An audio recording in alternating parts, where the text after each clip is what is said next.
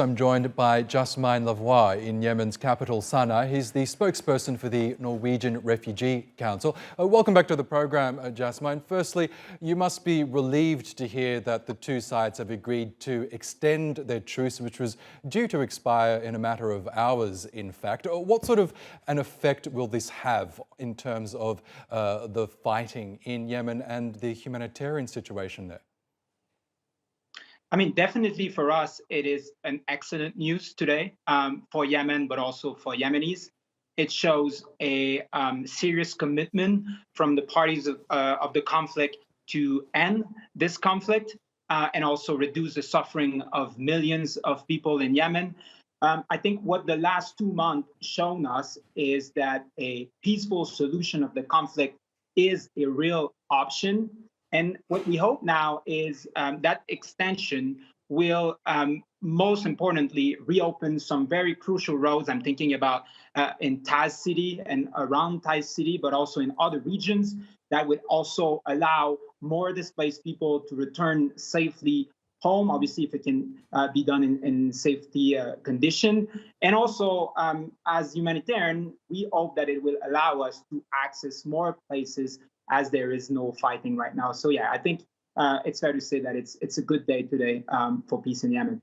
Yes, I'm wondering if you could tell me about the ceasefire, because in the 2 months since it was announced, has it made your job easier? Have you been able to gain access to areas and to people in need that were otherwise inaccessible before the truce?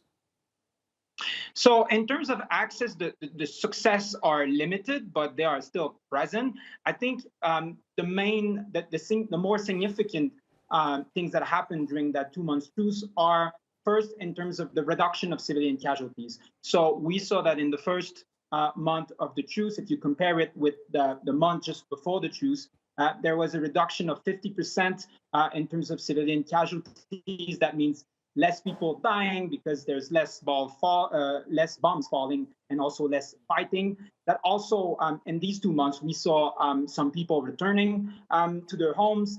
And I mean, we have to mention Sana'a Airport. The reopening of Sana'a Airport is major. There was, I think, 7 flights so far that kicked off from Sana'a Airport to Amman and Cairo. And then you have to think that before that, for Yemeni, the only options, the one that are living in the north, was to, when you were a sick patient requiring urgent treatment, it was to travel by road to Aden or Seyun in the south. That means like 10 to 15 hours drive crossing checkposts and also front lines. So obviously reopening this airport is major. And lastly, there was also the partial reopening of Hodeidah port that really helped for the fuel ship to get in and then alleviate as well the ongoing energy crisis in Yemen.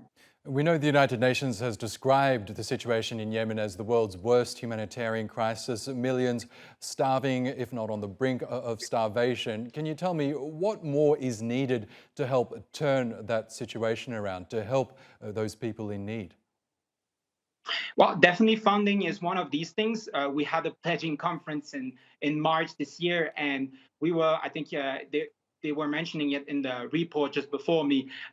So far, the response have been found only at 26%. So definitely there's a lot of needs at the moment. I think there's 17 million people that are struggling to find food on a daily basis. And it could be as much as 19 million by the end of the year.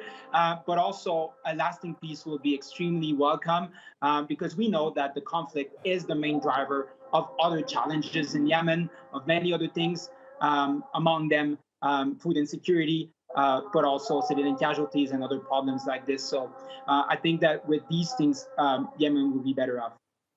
Okay, Jasmin Lavoie, we'll have to leave it there, but really good to get your thoughts on this issue. Thanks again for joining us. My pleasure. Thank you so much.